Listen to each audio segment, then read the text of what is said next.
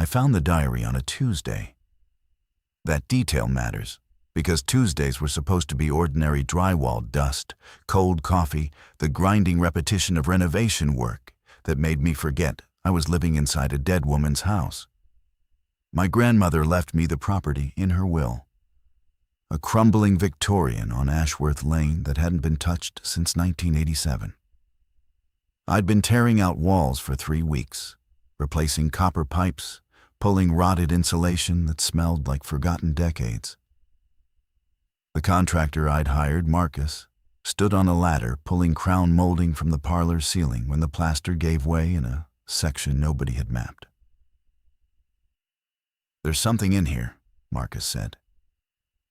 He didn't sound excited. He sounded confused, which was worse.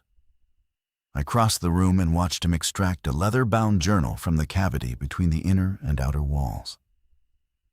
It was wrapped in plastic sheeting, deliberately sealed, deliberately hidden.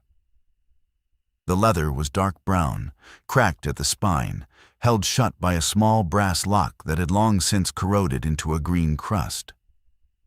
Marcus handed it down to me, and the weight of it surprised me. Not physically heavy, but present in a way that made my hands tighten. "Your grandmother's?" he asked. I didn't answer immediately. My grandmother had been a nurse. Practical, unromantic, dismissive of anything she couldn't sterilize or bandage. The idea of her keeping a locked diary felt wrong, like finding a love letter written by a machine. I turned it over. On the back cover, scratched into the leather with something sharp akin, maybe a surgical instrument, were 2 words: "Do not." Marcus climbed down from the ladder. His apprentice, a 22-year-old named Davy who rarely spoke, wandered in from the kitchen with a sandwich in his hand. He looked at the journal, then at me, then went back to eating.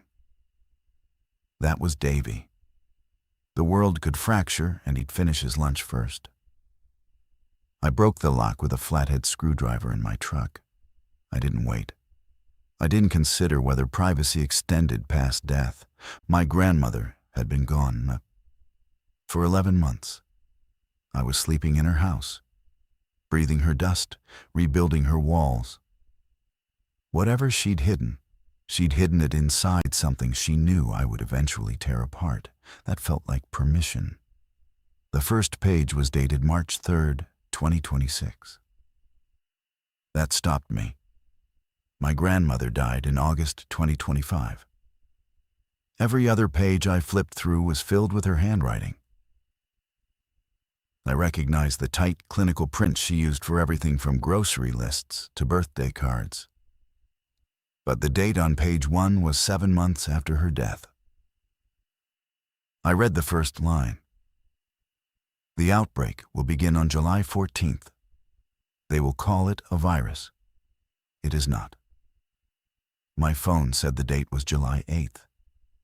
I sat in the cab of my truck for a long time. The July heat pressed against the windshield, and I could hear Marcus inside the house, his radio playing something with horns. The diary sat open on my lap like a wound. I read the second line. "The first sign will be silence. The birds will stop, then the dogs. By the time people notice, the air will already carry it." I thought about calling someone, my sister, Rena, who lived 40 minutes south in Millbrook. My friend Caleb, who would laugh and tell me my dead grandmother was messing with me from the afterlife. I thought about throwing the diary in the dumpster behind the house and going back to work. I thought about a lot of things in those first 5 minutes. What I actually did was turn to page 2. And page 2 had a map. Hand-drawn, precise, labeled in that same clinical print. It showed my grandmother's house. It showed Ashworth Lane. It showed 3 locations circled in red ink, each one marked with a single word: shelter, supply, corridor. The map showed a 4th location marked with a black X. Beside it, she had written, "Do not go here, not even for Arena." I read 20 pages before Marcus knocked on my truck window and asked if I was feeling all right. I told him I was fine. I told him I'd found some old family papers, nothing interesting. He nodded, wiped plaster dust from his forehead, and went back inside. I watched him through the windshield and thought about how normal he looked, how every person on this street, in this town, in this entire sleeping world looked exactly like people who had 6 days left.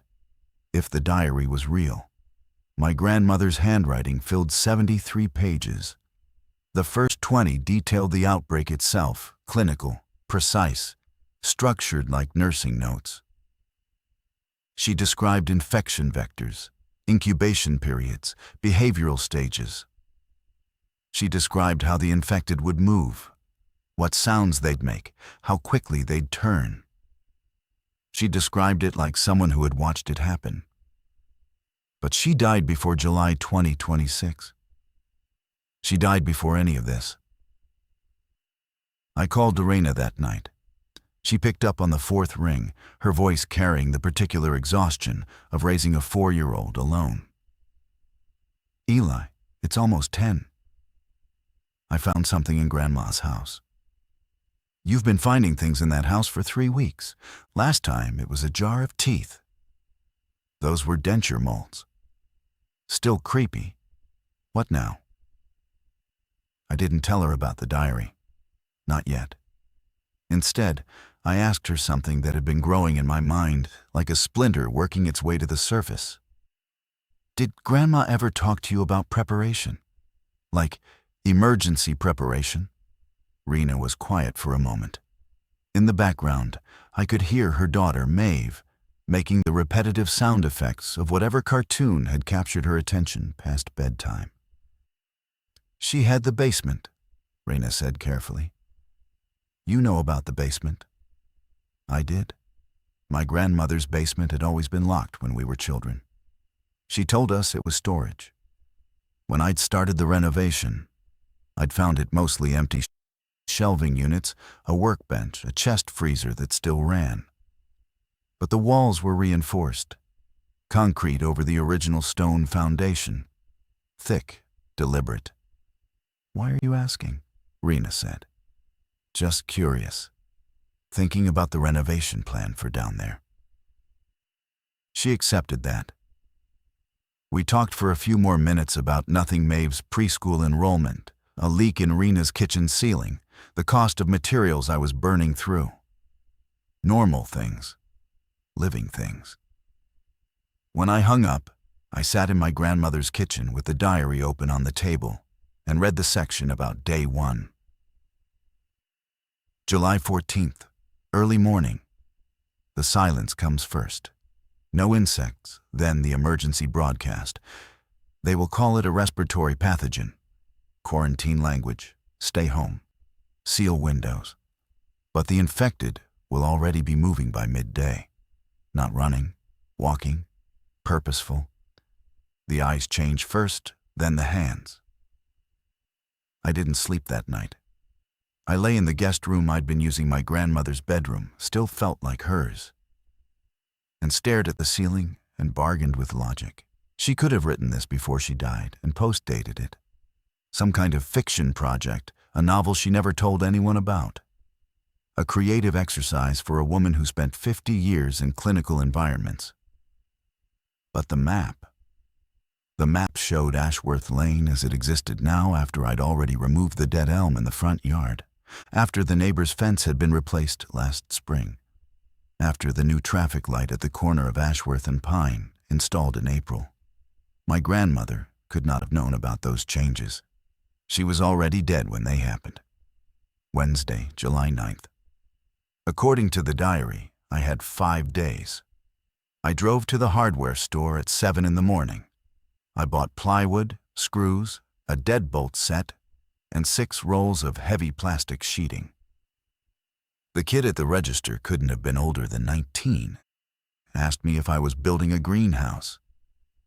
"Something like that," I said. He smiled, easy and unconcerned. The world behind him hummed with fluorescent normalcy. 5 days. Maybe, maybe not. But my grandmother had never been wrong about anything medical in her life. She diagnosed my appendicitis by watching me walk. She'd identified Rena's gestational diabetes before the blood work confirmed it. If she said July 14th, something in me already believed her. I told Marcus to take Thursday and Friday off. Paid.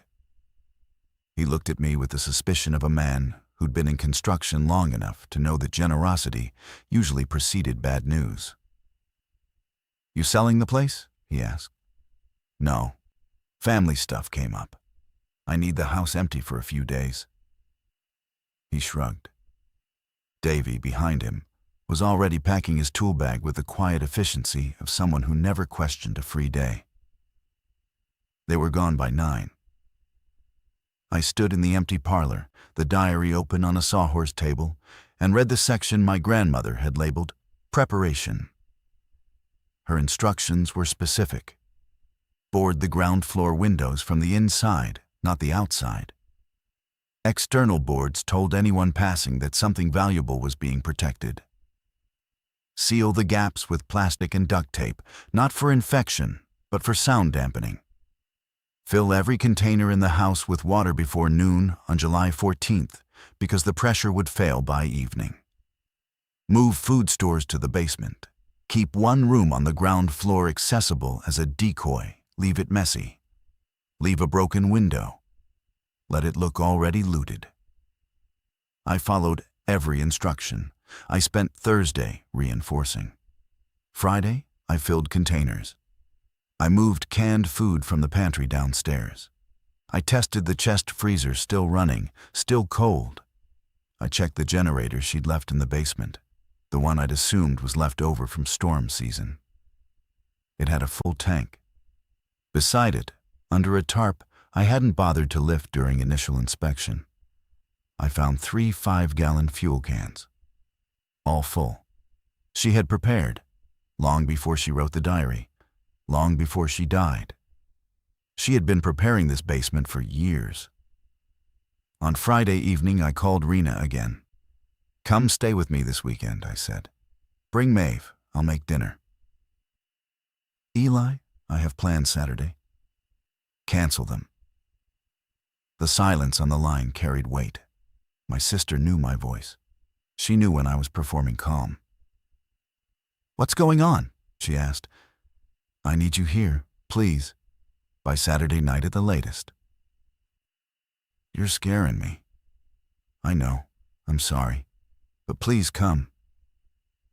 She agreed, reluctantly. With condition she'd arrive Saturday afternoon. She'd need the guest room. Maeve needed her noise machine for sleeping. Normal logistics. I agreed to everything. Then I called Caleb. Caleb answered the way he always answered mid-sentence, as if I'd interrupted a conversation he was already having with himself. And I told him the torque specs were wrong, but does anyone listen to the mechanic? "Eli, what's up?"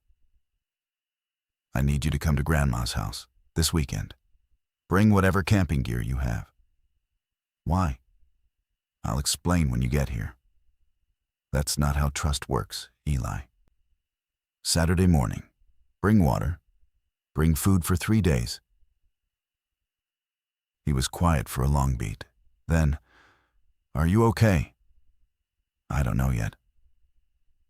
Caleb arrived Saturday morning with a truck bed full of camping supplies, 2 cases of bottled water, and the expression of a man humoring someone he suspected might be having a breakdown. He walked through the house, saw the boarded windows, the sealed gaps, the stripped-down efficiency of every room, and stopped in the kitchen doorway. "Eli, what is this?"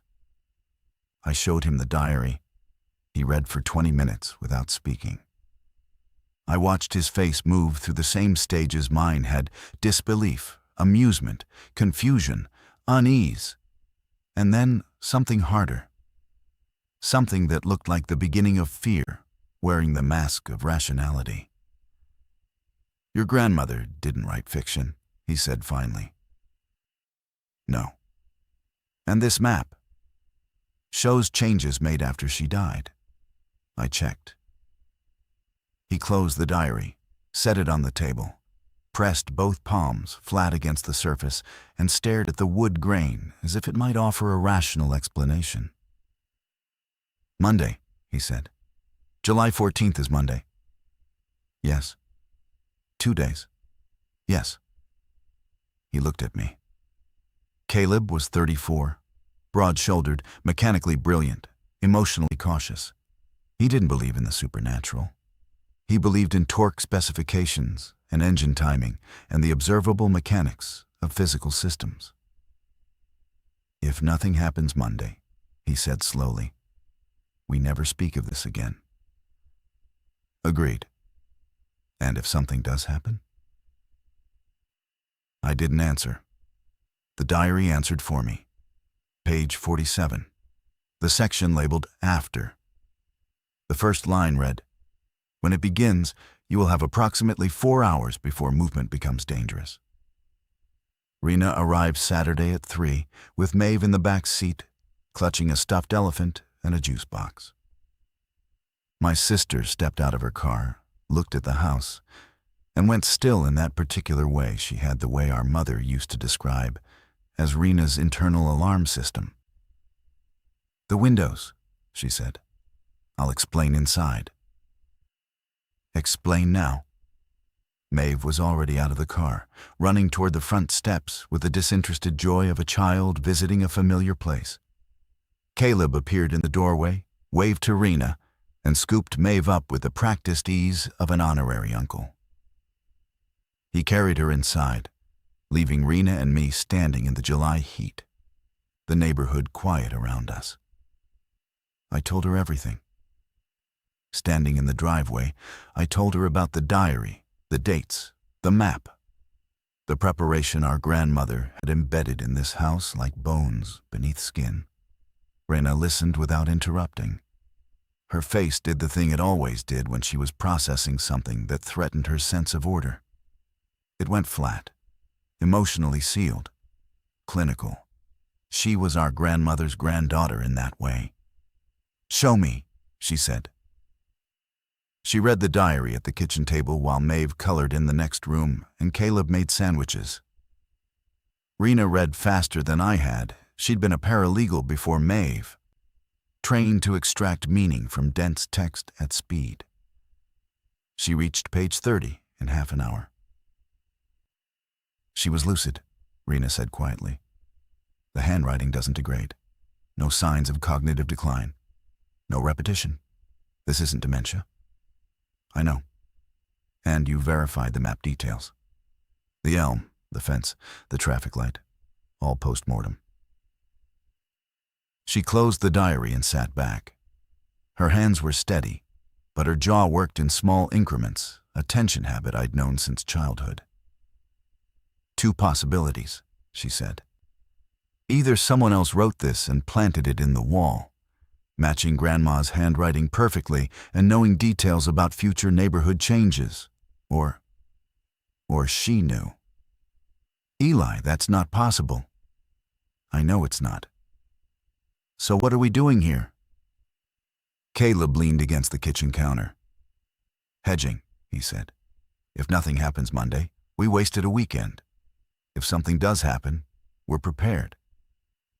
Rena looked at him, then at me, then at the diary. She was quiet for a long time.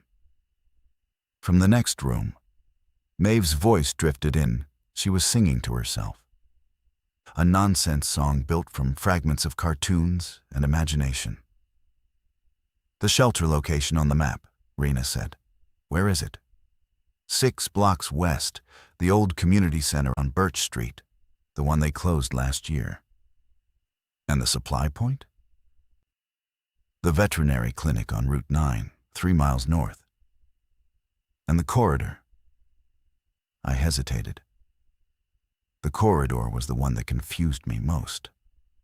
My grandmother had drawn it as a dotted line, running from Ashworth Lane to the river, passing through residential blocks, a parking structure, and an industrial area behind the old textile mill. She'd labeled it Corridor night only. It's a route, I said. An escape path, maybe. But she marked it for nighttime use only. That doesn't make sense, Caleb said. If there are infected, night would be more dangerous. Unless they're more active during the day, Rena said. We all looked at the diary. Page 12. I'd read it 3 times already, but I opened it again. Daytime, peak mobility. Responsive to sound and visual movement. Nighttime, reduced function. Slower. Responsive only to sound at close range. Caleb exhaled slowly. She thought of everything. She was a nurse for 50 years, Rena said. She thought like a triage system. Priority, protocol, execution. Sunday passed in preparation. We organized the basement. I showed them the generator, the fuel, the chest freezer stocked with frozen water bottles that would serve as both ice and drinking water as they melted. We divided the canned food into sections: protein, carbohydrate, fat. Caleb rigged a secondary lock on the basement door. Rena created a schedule for water rationing. Maeve thought we were playing a game. We let her believe that. Sunday night, we sat in the kitchen with the lights low. Outside, the neighborhood was perfectly normal. Cars passed. A dog barked somewhere distant. The summer air carried the smell of cut grass. Monday was 12 hours away. I woke at 5:14 on Monday morning, July 14th. Not from an alarm, from silence. The specific, absolute silence that my grandmother had described on page 1. I lay in the dark and listened for the birds that had been chattering outside my window every morning for a month. Nothing. No birds, no insects, no distant traffic hum. The world had gone mute overnight, like someone had lowered the volume on everything living. I went to the kitchen window and peeled back the edge of the plastic sheeting I'd used to seal it. The street was empty. Dawn light spread thin and gray across Ashworth Lane. The neighbor's cat, a ginger tabby that lived on their porch, was gone. The bird feeder across the street, usually swarmed by sparrows, at first light hung motionless and abandoned. Caleb was already awake. He stood in the hallway with a cup of cold water, his face carrying the expression of someone who had just lost an argument with reality. No birds, he said. No. The diary said silence first. Yes. We stood together in the hallway, 2 men in a dead woman's house, listening to nothing. Then Rena's door opened. She emerged holding Maeve, still asleep, against her shoulder. Tell me I'm imagining it, Rena whispered. You're not. She closed her eyes, pressed her lips against Maeve's hair. When she opened them again, something had changed. The deliberation was gone. She was in motion now, decided. What does the diary say about the first 6 hours? I recited it from memory. I'd read it enough times. Emergency broadcast between 6 and 7 a.m. Initial language will be respiratory pathogen.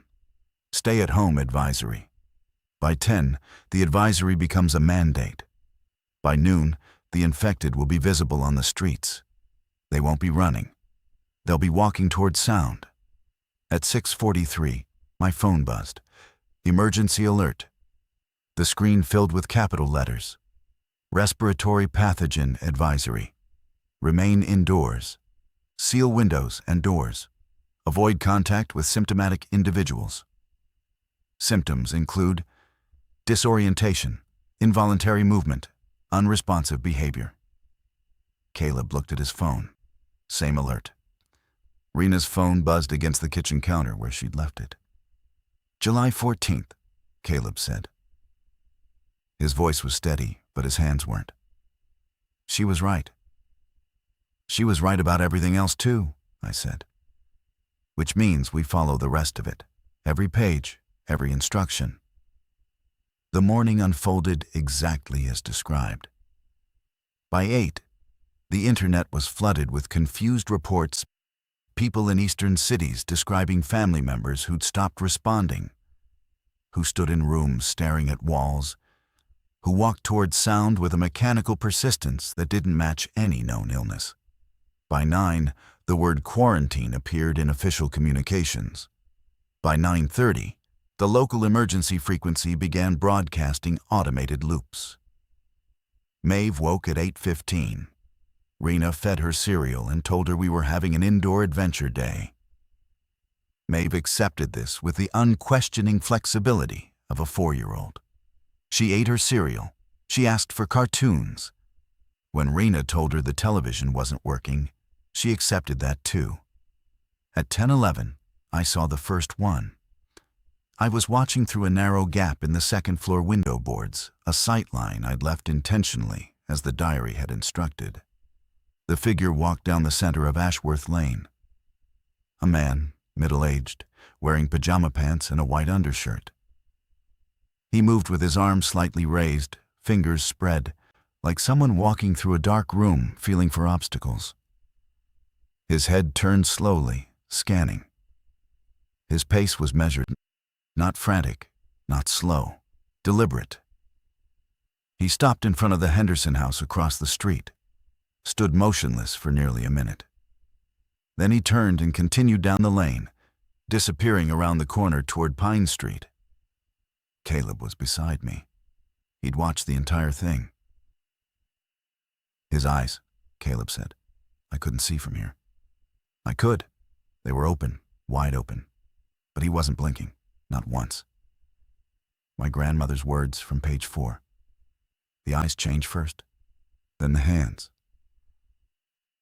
I looked at Caleb's face. The skepticism was gone. In its place was something I'd never seen on him before, the raw, unmasked recognition that the world had changed its fundamental rules, and nothing in his experience had prepared him for the new ones. We follow the diary, I said.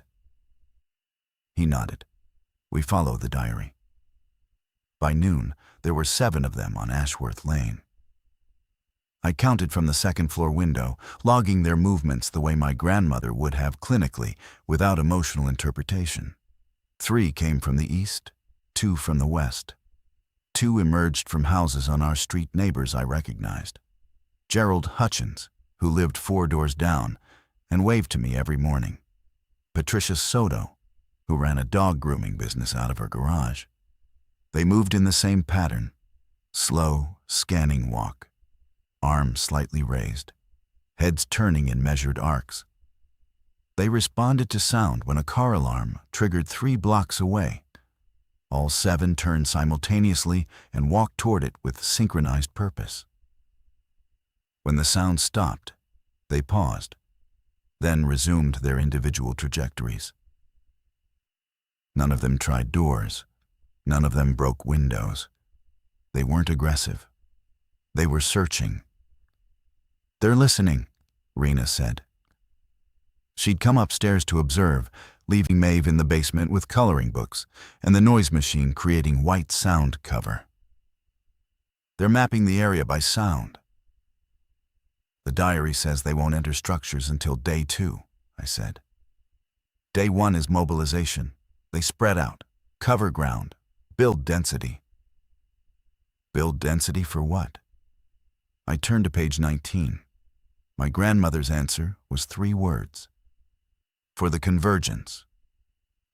Caleb spent the afternoon in the basement working on what he called contingency modifications, rigging the generator's exhaust through an existing vent pipe, padding the interior walls with insulation material to further dampen sound, creating a manual lock system for the basement entrance that could be engaged silently. He worked with the focused efficiency of a man who had found his role in a crisis and was executing it without the luxury of fear. Rena managed Maeve. This was perhaps the hardest job of all, keeping a 4-year-old quiet, entertained, and unaware that the world above her was emptying of everything safe. Rena did it with the same controlled precision she applied to everything. Games were whispered. Activities were tactile Play-Doh, crayons, picture books. When Maeve asked why they couldn't go outside, Rena told her there was a big storm coming, and they needed to stay in the strong part of the house until it passed. Like a tornado? Maeve asked. Exactly like a tornado, Rena said.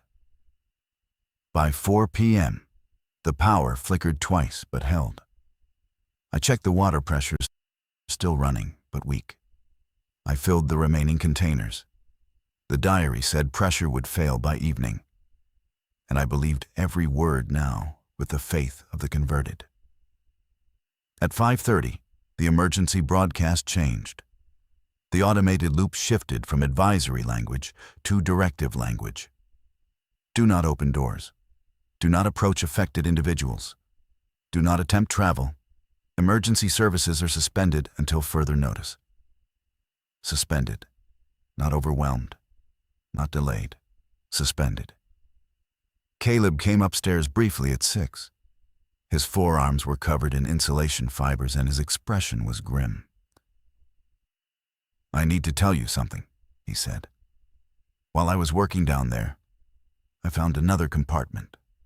Behind the shelving unit on the east wall, your grandmother built a false panel. I followed him downstairs. Behind the shelving, a section of wall swung inward on hidden hinges. The space behind it was small, 4 feet deep, 6 feet wide. Inside, on a metal rack, were 3 items: a hand-crank radio, a binder labeled Protocols, and a sealed plastic container holding what appeared to be medical supplies, syringes, vials, gauze, surgical tape. The binder was thick, 50 pages, maybe more. I opened it to the first page. If you're reading this, the diary was correct. What follows is everything else I couldn't fit in those pages. Eli, if Rena is with you, good. If she isn't, go get her before nightfall of day 1. After that, movement becomes exponentially more dangerous. I'm sorry I couldn't tell you while I was alive. You wouldn't have believed me. You had to see it first, follow the protocols, trust the timeline. And remember, they're not dead, they're not alive, there's something else. Don't let anyone tell you they can be saved. Ada Prescott. My grandmother's name, my grandmother's voice, speaking to me from inside the walls of her own house, across the boundary of her own death. The binder changed everything. Where the diary was descriptive, a timeline of events, a map of locations, the binder was operational. It contained specific protocols for each phase of the outbreak, organized by day and time window. My grandmother had structured it like a nursing manual. Assessment, intervention, expected outcomes, contingency. Day 1 protocols were straightforward. Observe, fortify, maintain silence discipline. We'd done that instinctively. But Day 2 protocols introduced concepts I hadn't anticipated. Convergence will occur between 48 and 72 hours after initial mobilization, the binder read. Infected individuals will gather in clusters of increasing density. They are drawn to locations with acoustic resonance, large open structures, parking garages, gymnasiums. This behavior appears purposeful. Once convergence reaches critical density, the cluster will become stationary and produce a sustained low-frequency tone. This tone accelerates infection in anyone within auditory range. I read this aloud to Caleb and Rena in the basement at 9 p.m. on day 1. Maeve was asleep on the cot we'd set up in the corner, her noise machine creating a gentle buffer of white sound. The 3 of us sat in the yellow light of a battery lantern, the binder open between us. Acoustic resonance, Caleb repeated. So they're gathering in places where sound carries. The parking structure, I said. On the map, the one the corridor route passes behind. Rena pulled the diary's map from where I'd tucked it inside the binder. She traced the dotted corridor line with her finger. The route goes past the parking structure at its narrowest point. If that's where they converge, then the corridor becomes unusable if we don't move before convergence happens, I finished. When does she say convergence starts? I found the page. Day 2, late afternoon, between 4 and 6 p.m. So if we need to use the corridor, we go tomorrow night, before they gather there. The corridor is marked for night only, Caleb reminded us. Reduced function at night. They respond only to close-range sound. So, tomorrow night, Raina said, if we need to move. Do we need to move? I asked. The basement was solid. The house was sealed. We had food, water, power. My grandmother had built this place as a shelter. Why would we leave? The binder answered that question on the next page. The house on Ashworth will sustain you for approximately 1 week. After that, the convergence cluster nearest to your location will begin expanding outward. The low-frequency tone will reach Ashworth Lane by day 8 or 9. At that point, remaining in the house guarantees exposure. You must reach the primary shelter before day 7. The community center on Birch Street, 6 blocks west, marked shelter on the map. She's telling us the house is temporary, Raina said. A staging point, not a destination. Why not just go directly to the shelter? Caleb asked. Because on day 1, the streets aren't safe for a group with a child, I said. The answer was obvious now. My grandmother had thought about Maeve. She'd thought about the fact that I'd bring Rena, that Rena would bring Maeve, that we'd need a safe first night before attempting any movement. She'd thought about all of it. The shelter, Raina said. What does she say about it? I turned to the section labeled Shelter Birch Street. The community center was reinforced during the 2019 municipal renovation. Concrete foundation, steel frame construction, limited windows. The basement level contains a commercial kitchen and storage facility. I have pre-positioned supplies there over the past 3 years. Access code for the rear maintenance door, 7724. The building is sound insulated by design. It was built to contain gymnasium noise. This makes it resistant to the convergence tone. You can remain there indefinitely if supplies hold. Caleb let out a breath. She stocked a second location. She spent 3 years preparing for something she knew was coming, Raina said. Her voice held something complicated. Admiration, tangled with grief, tangled with the beginning of anger. She knew, and she didn't tell us. She told us, I said, in the only way we'd believe. Day 2 began with the water failing. I woke at 4 a.m. to the sound of the last pressure escaping the pipes. A thin wheeze, then nothing. Expected, prepared for. But the confirmation still landed with weight. Another system gone. Another tether to normalcy severed.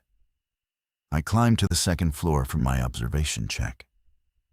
The street had changed overnight. Where yesterday held 7 wandering figures, this morning I counted at least 20 visible from my sightline alone. They stood motionless in the pre-dawn gray scattered across lawns, sidewalks, the center of the road. Not walking, standing, heads slightly tilted, as if listening to something beneath the threshold of my hearing. One stood directly in front of my grandmother's house, 10 feet from the porch steps. A young woman, maybe early 20s, wearing running clothes and 1 shoe. Her arms hung at her sides. Her fingers twitched in a rhythmic pattern, like someone typing on an invisible keyboard. I watched her for 15 minutes. She didn't move, didn't turn, didn't approach. Just stood there, fingers twitching, head tilted toward something I couldn't perceive. At 7, I briefed the others. We sat in the basement, speaking in controlled whispers, even though the sound insulation Caleb had installed made conversations safe at moderate volume. "They've shifted behavior," I said. "They're stationary now, grouped, not moving unless triggered by sound." "Pre-convergence staging," Rena said, referencing the binder. "They're positioning before they cluster." "We move tonight," Caleb said. It wasn't a question. "Before they converge at the parking structure, while the corridor is still passable." 6 blocks to Birch Street," I said.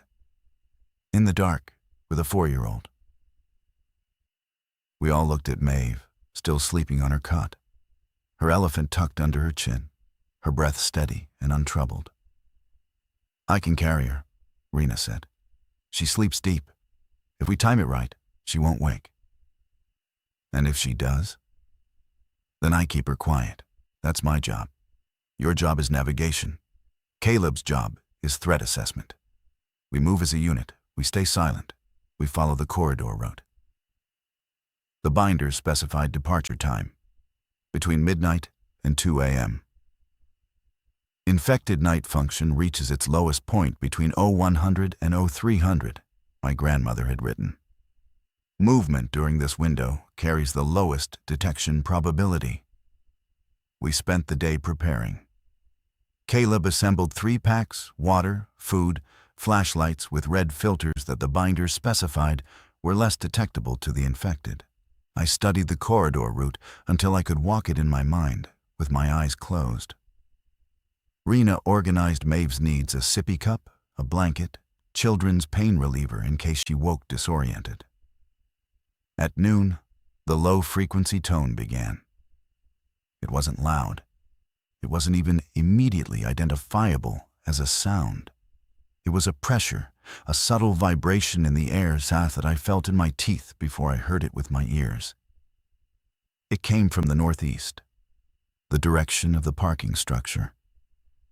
"It's starting," Caleb said. His voice was tight. "The convergence." Through the second-floor window, I watched the figures on the street begin to move.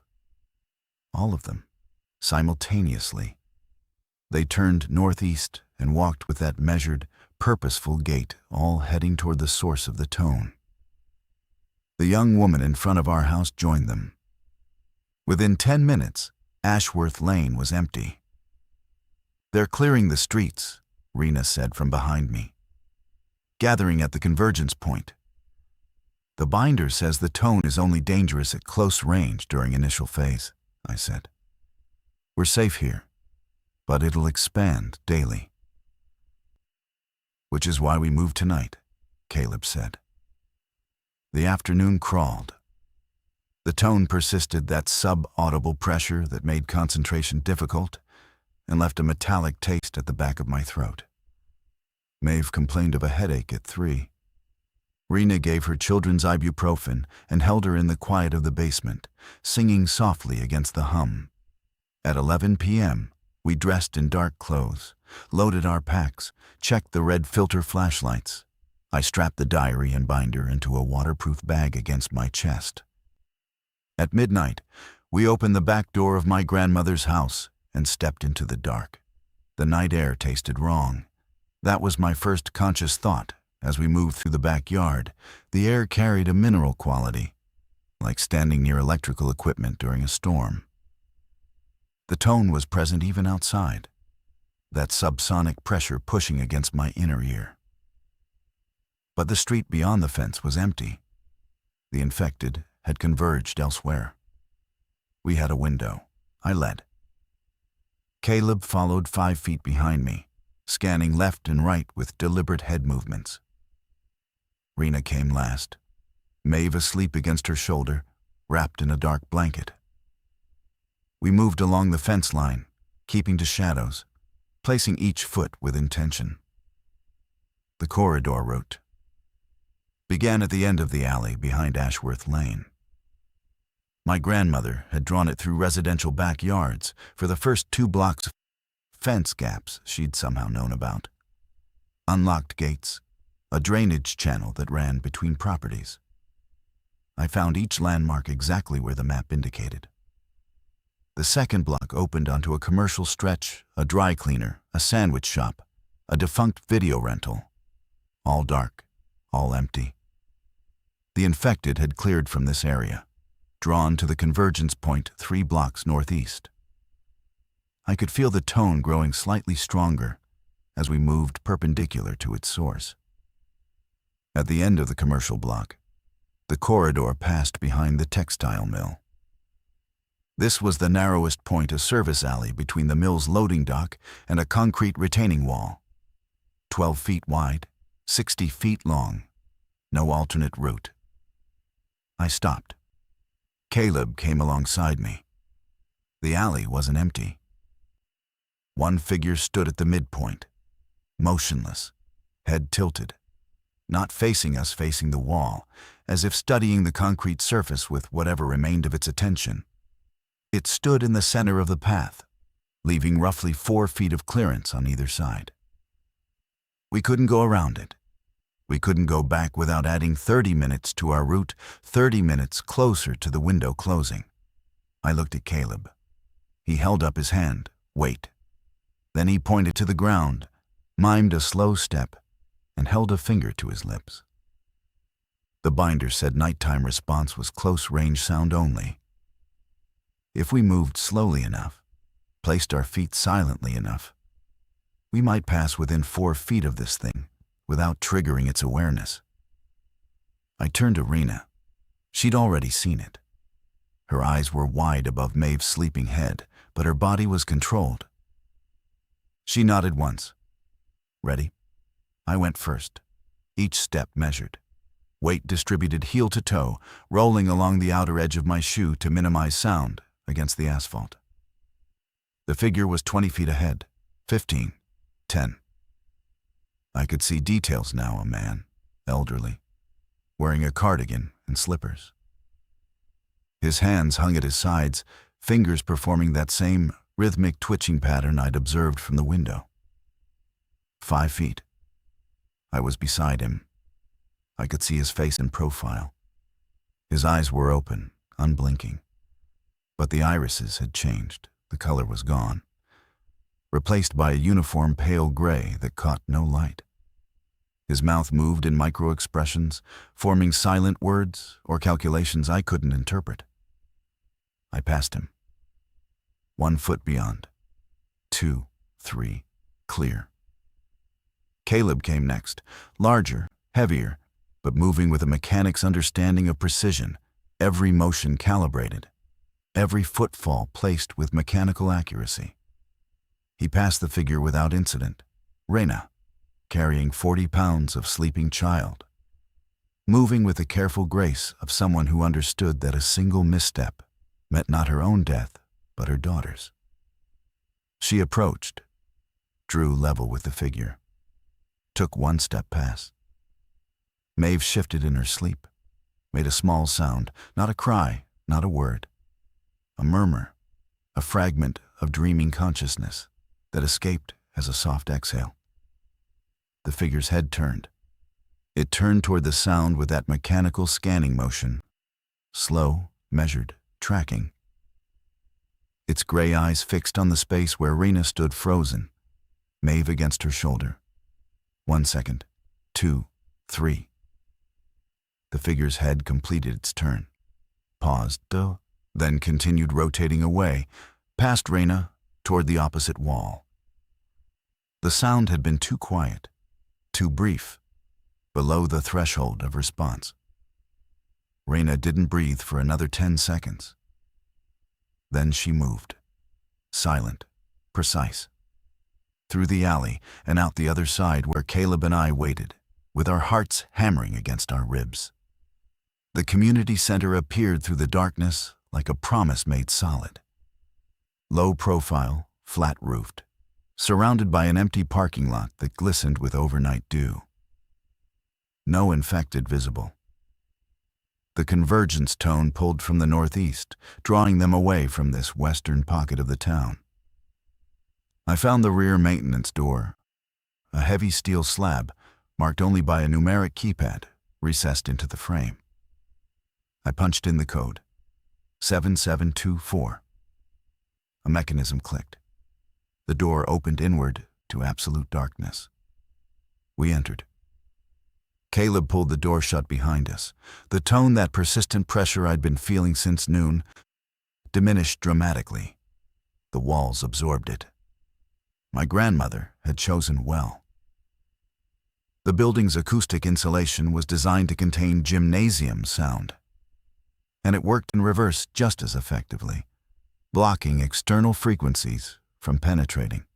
Rena sat on the floor of the entrance corridor, Maeve still sleeping in her arms, and exhaled a sound that contained everything the last hour had compressed into her body. Not a sob, not a sigh. Something between the release of controlled terror held too long. I found a light switch. Nothing happened. Power was gone here too.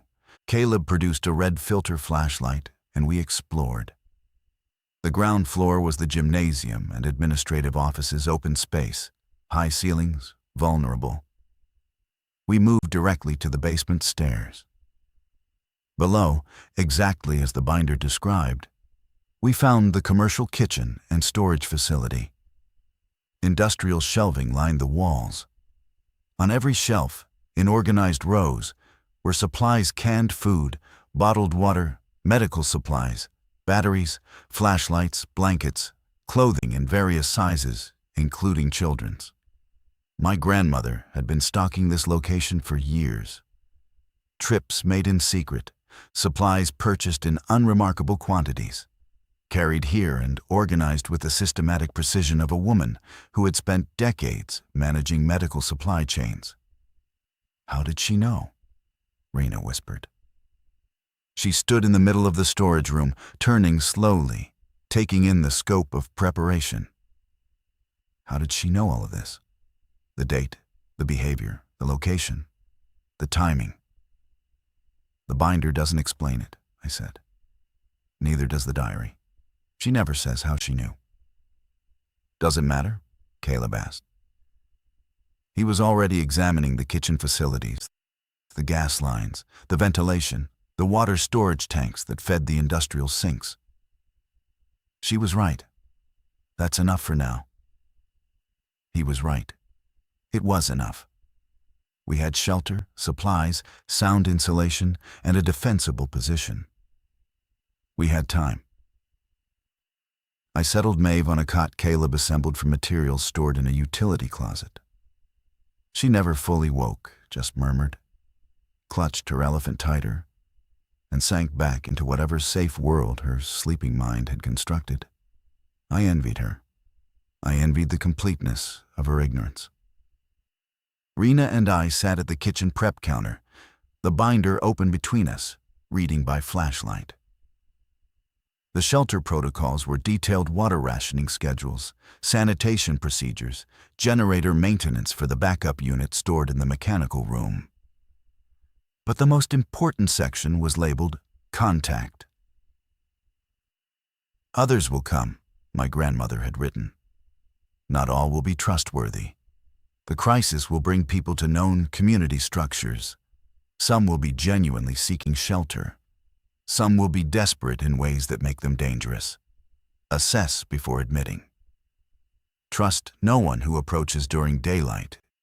If they're moving in daylight, they're either reckless or resistant, and both categories carry risk. She expected other survivors, Rena said. She planned for community, I said. But carefully. Do we let others in? I didn't have an immediate answer. The question sat between us, a moral weight that felt heavier than anything we'd carried through the dark streets. My grandmother had prepared this place for us, for family. But she'd stocked it for more than 3 adults and a child. The quantity of supplies suggested she anticipated a group of 12 to 15. She expected us to grow, but she'd also warned us. Trust no one who approaches during daylight. We follow her protocols, I said. We assess, we decide together. Rena nodded. Together. Caleb, across the room, was already asleep on a folding cot. His body had made the decision for him, safety achieved. Rest required, everything else could wait for morning. I stayed awake, reading, preparing, learning the shape of what came next. They came on day 4. 2 people, approaching from the south on foot, visible through the gymnasium's high windows at dusk. A man and a woman, both carrying backpacks, both moving with the hunched caution of people who'd learned the new rules of sound and motion the hard way. I watched from the second floor. Caleb joined me after a moment, having heard my footsteps on the stairs. "They're not infected," he said immediately. His eyes were better than mine at distance. "Normal gait, responsive scanning. They're looking at the building specifically. They know what this place is." "Dusk approach," I said. "The binder says daylight approach is a red flag, but this is transitional. So what do we do?" I went back to the binder. The assessment protocol was specific. Observe for 10 minutes. Check for signs of early infection, repetitive finger movement, head tilt, failure to blink. If clear, make contact from a secured position. Do not open exterior doors until verbal assessment is complete. The 2 figures reached the parking lot. They stopped. The man raised both hands, palms out, empty. The universal gesture of non-threat. The woman pointed at the building, then cupped her hands around her mouth and shouted in a controlled whisper that somehow carried through the evening air. "We know someone prepared this place. We found a note. Are you inside?" A note. My grandmother had left other breadcrumbs, other trails leading here. Rena came upstairs. I heard them. They say they found a note. From Grandma? Who else? Rena looked out the window, studied the 2 figures. No finger movement, normal posture. They're afraid, not altered.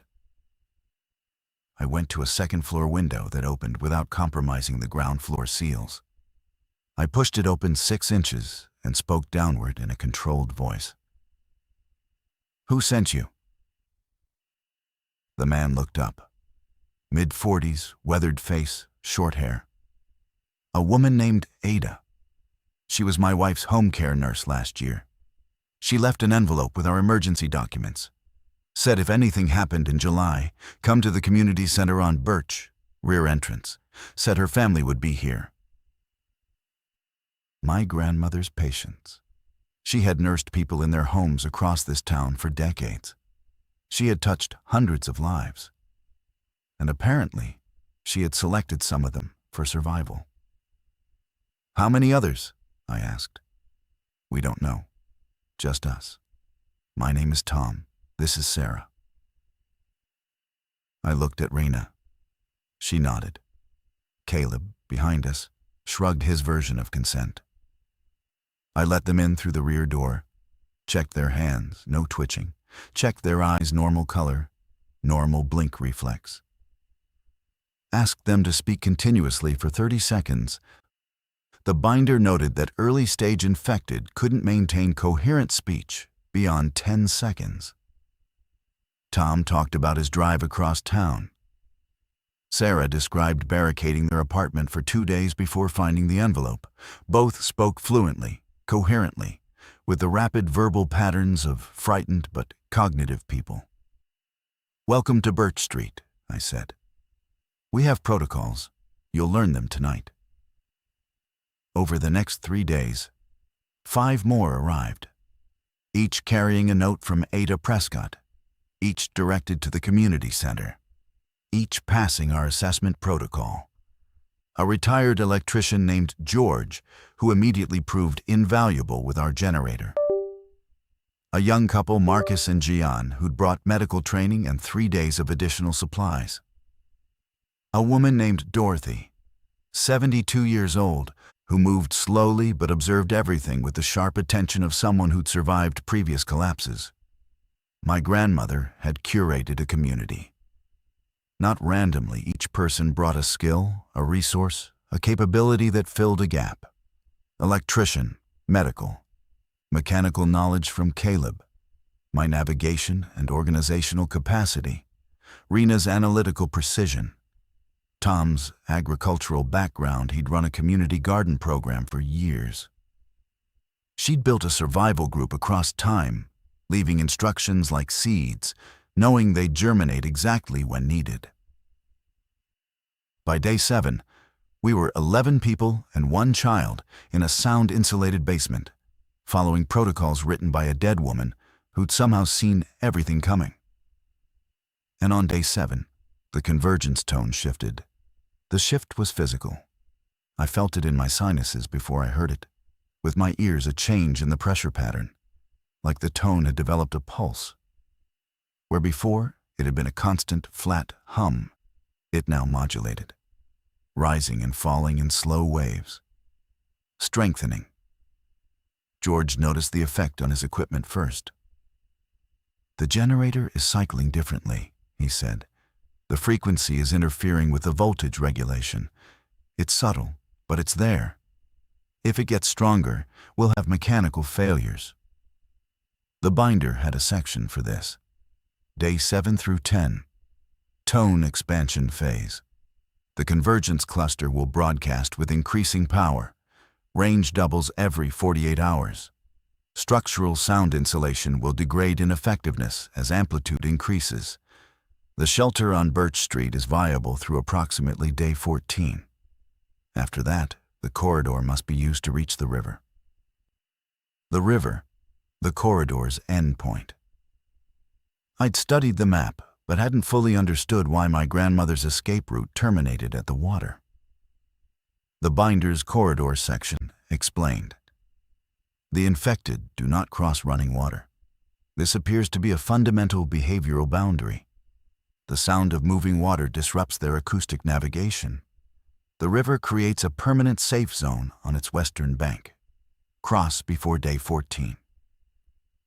"We have a week," I told the group.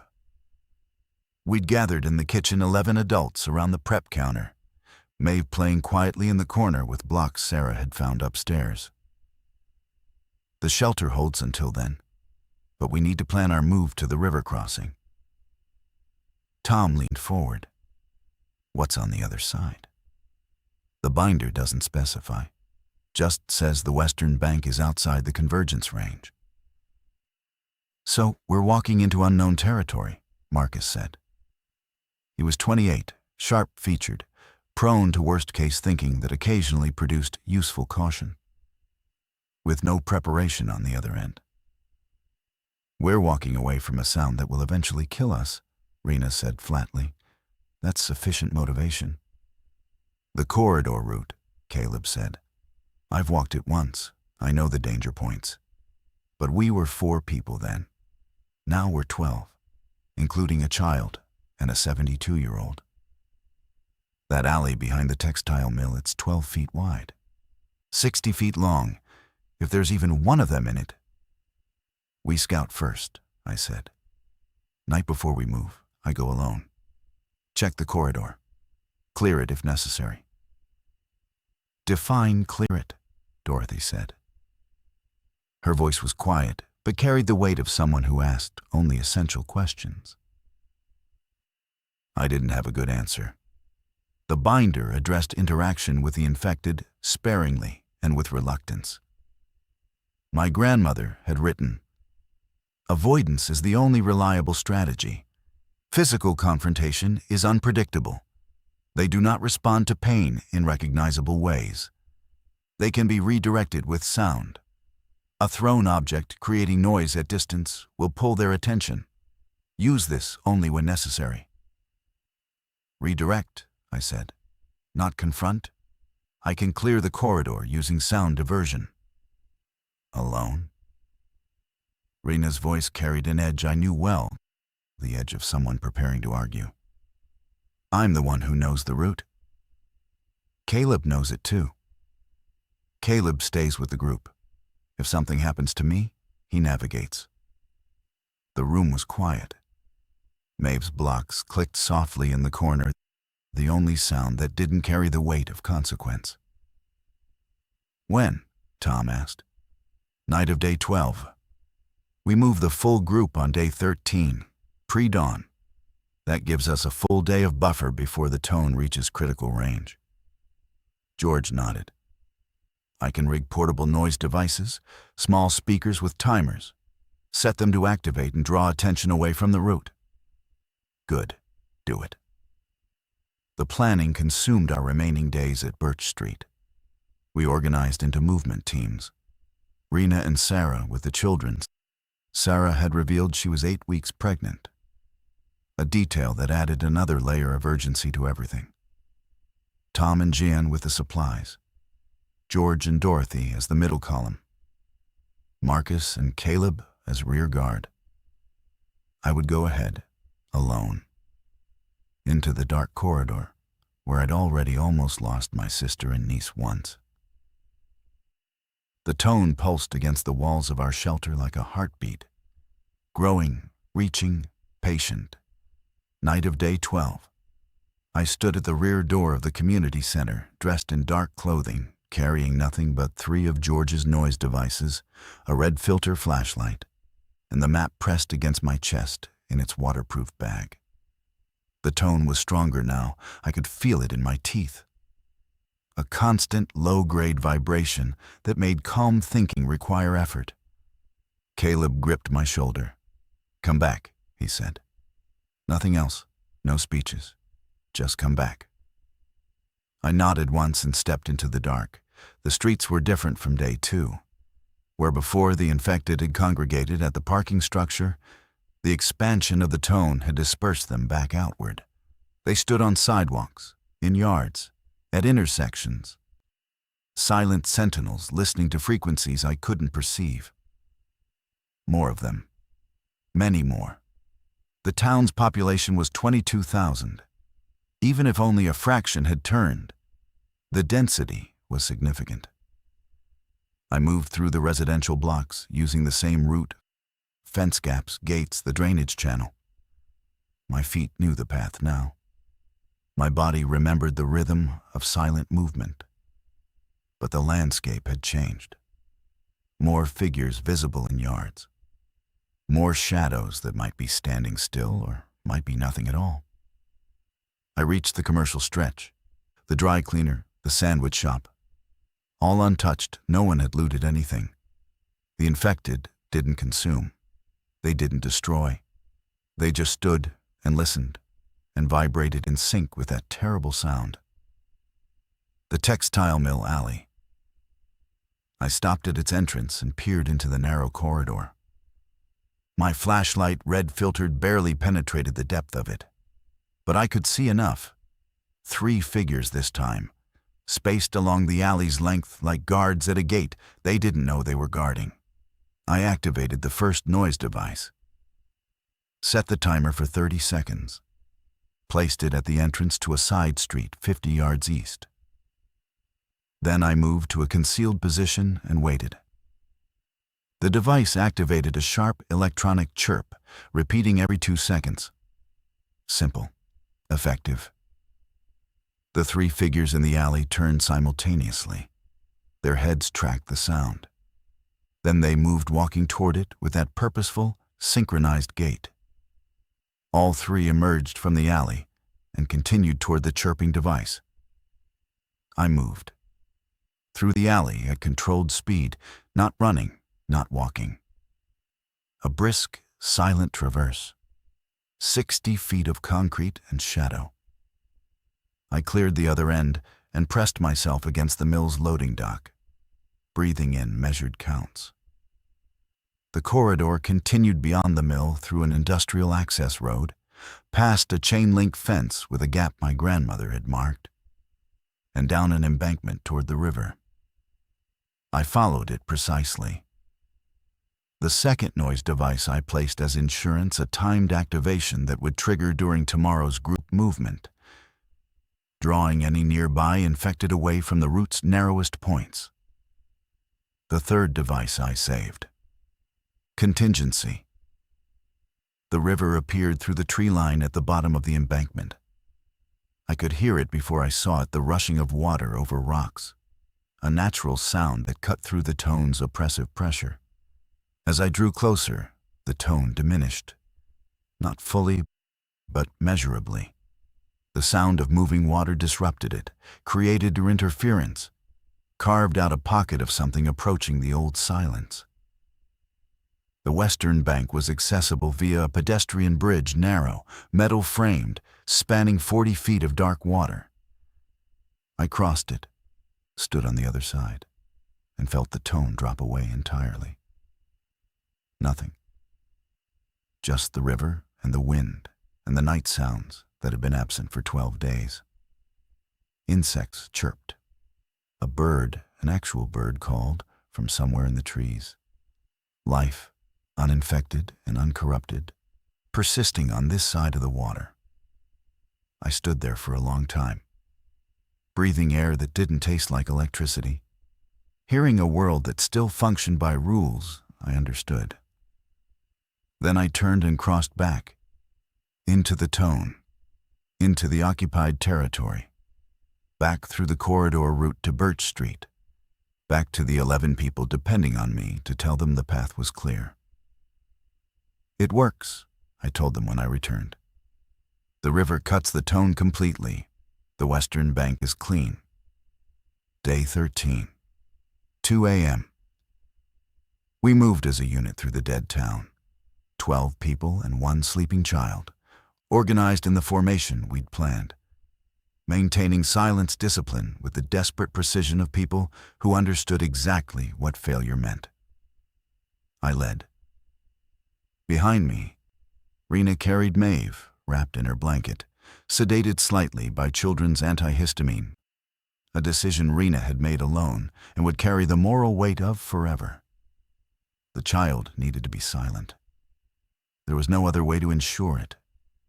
Sarah walked beside Rena, one hand on her own abdomen where new life was forming in the worst possible timing imaginable. Tom and Gian carried the supply packs, food, water, the medical kit from my grandmother's hidden compartment. They moved with the careful footwork of men carrying fragile things through a minefield. George and Dorothy occupied the center, George with his technical pack, Dorothy with nothing but her walking shoes and the quiet dignity of someone who refused to be a burden. Marcus and Caleb at the rear, watchful, tense, ready. The residential blocks were clear. My second noise device activated as we passed, the chirping drawing 2 nearby figures away from our path, pulling them east while we moved west. George's engineering was perfect. The devices worked exactly as designed. The commercial stretch, silent, empty. The infected had dispersed further during the day, spreading outward from the convergence point as the tone pushed them into wider territory. But they were scattered now, not clustered.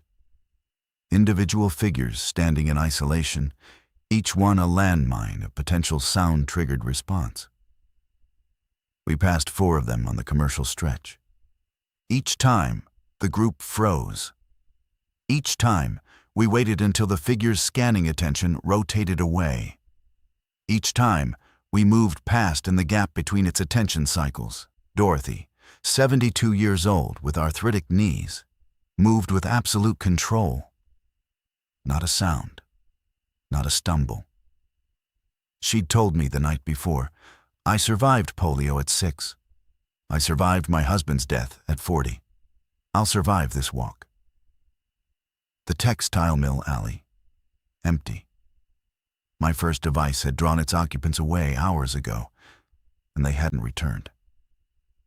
We moved through in pairs, faster than single file, shorter total time in the narrow space. Caleb counted everyone through. 12 in, 12 out.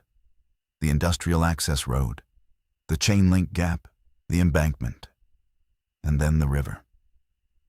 Its sound reached us before we saw it, that rushing, beautiful disruption that meant safety. I heard Dorothy exhale behind me. Heard Tom whisper something to Jean that might have been a prayer. The pedestrian bridge. I went first, then Rena with Maeve. Then each person, one at a time, crossing 40 feet of metal framework over dark water while the tone faded with every step. Western Bank. Clean air. Insect sounds. Stars visible through tree cover.